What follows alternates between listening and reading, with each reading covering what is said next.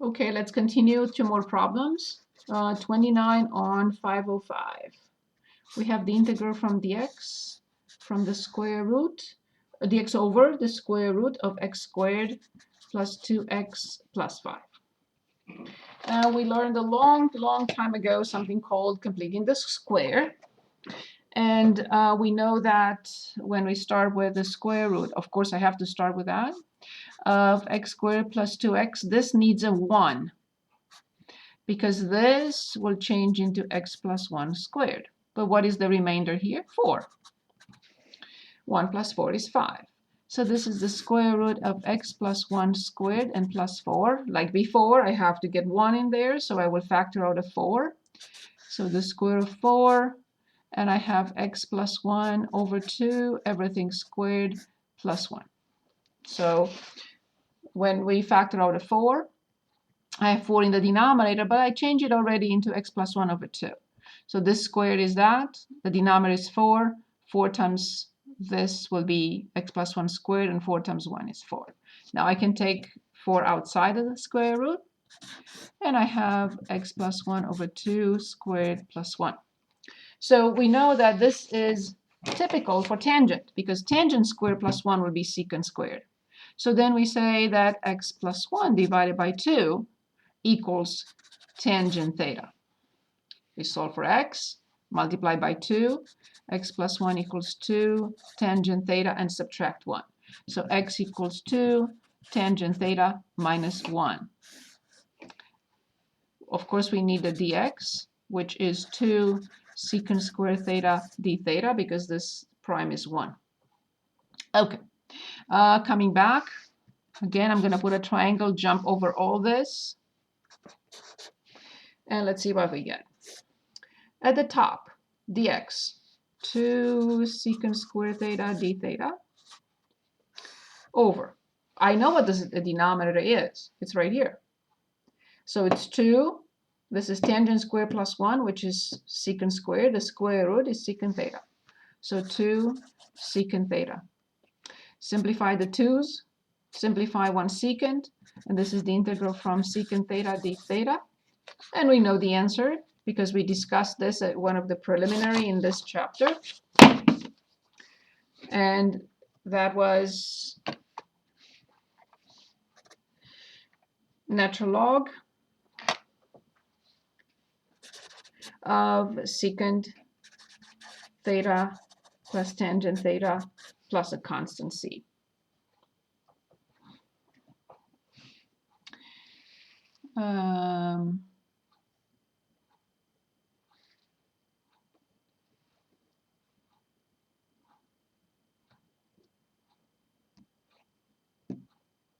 I'm looking to see if all my calculations are correct.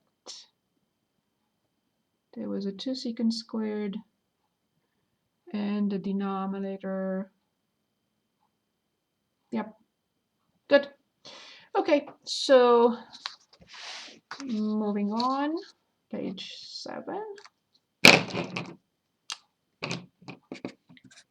Okay, now we have to change this. We have to go back to x. So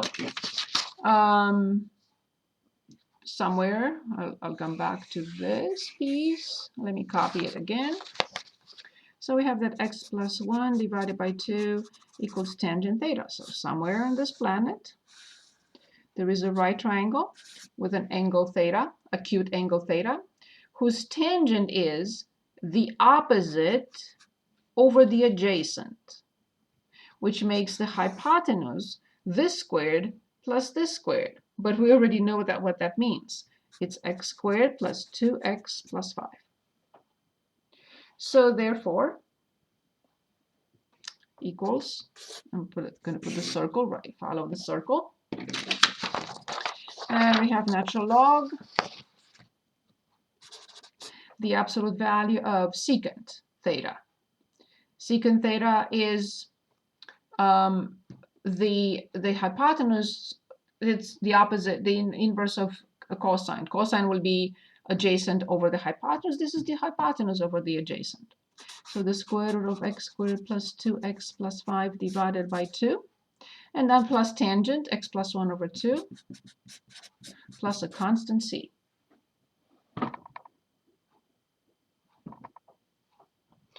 Okay, let's work on a word problem.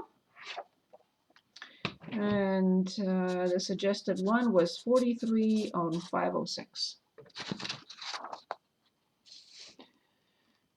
Okay, they're telling us to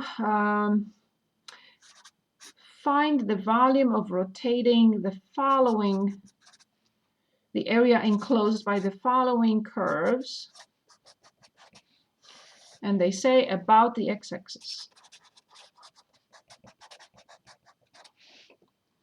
Well, we have to graph 9 over x squared plus 9.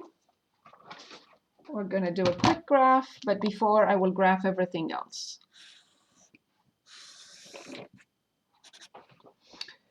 So I think x was 3. Yes, x is 3, sorry. Let me make sure it's clear. It's not 5, it's 3.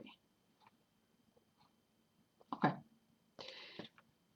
So 1, 2, 3.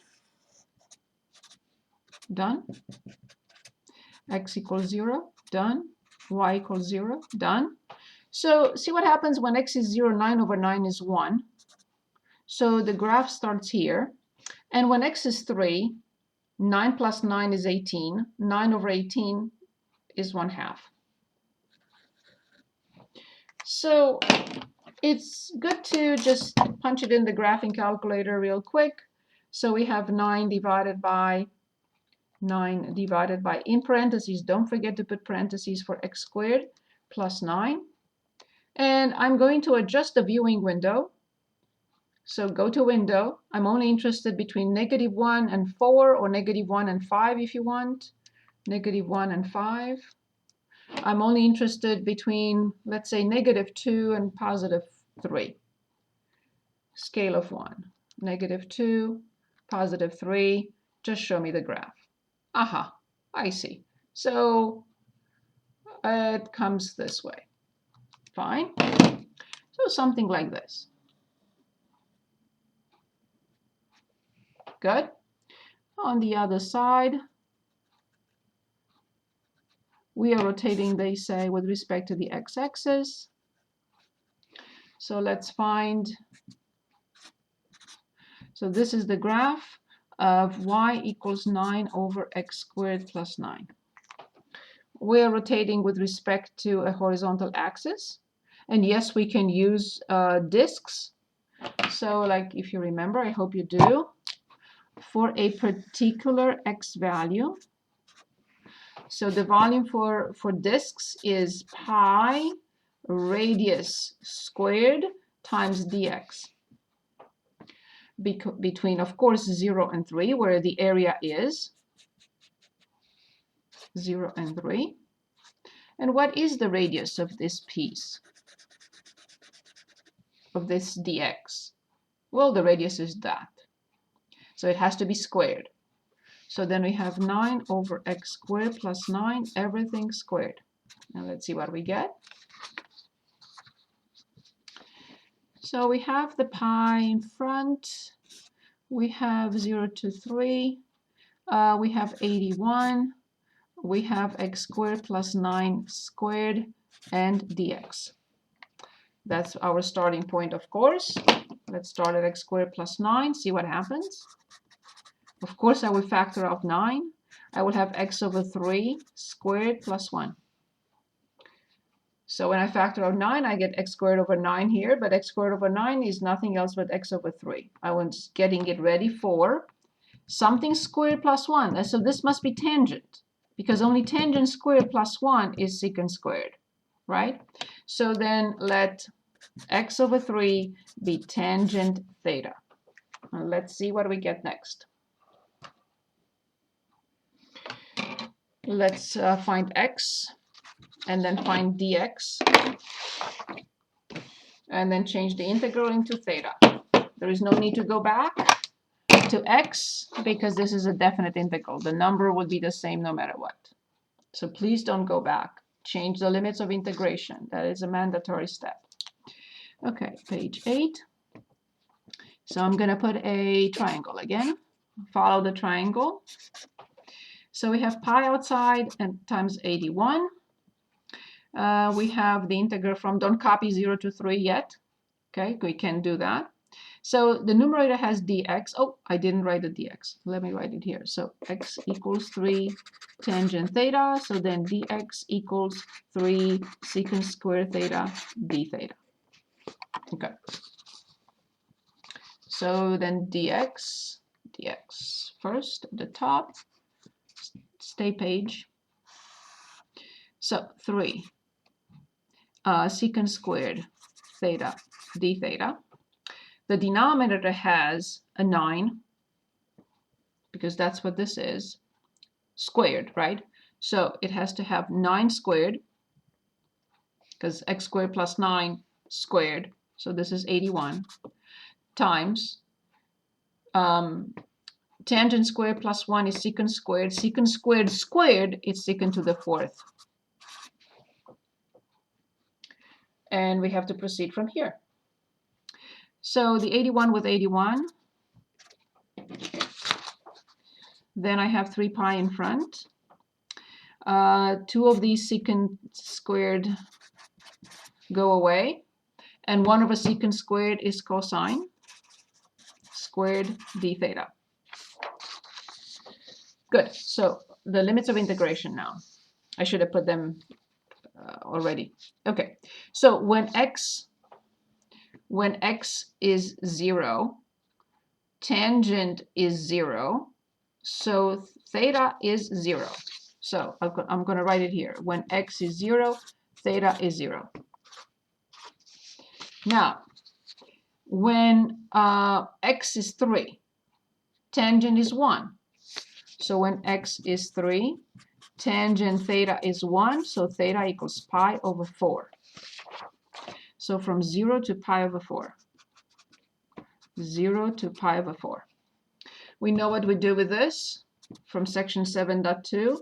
3 pi, the integral from 0 to pi over 4, 1 plus cosine 2 theta over 2 d theta. So this is 3 pi over 2. The integral of 1, so this is theta from 0 to pi over 4, plus sine 2 theta over 2, also from 0 to pi over 4. Okay, so this is 3 pi over 2. I plug in pi over 4. When I plug in 0, I get nothing. When I plug in pi over 4, I have pi over 2. Sine pi over 2 is 1, so this is plus 1/2. But when I plug in 0, I get 0. So if I distribute, let's see what we get.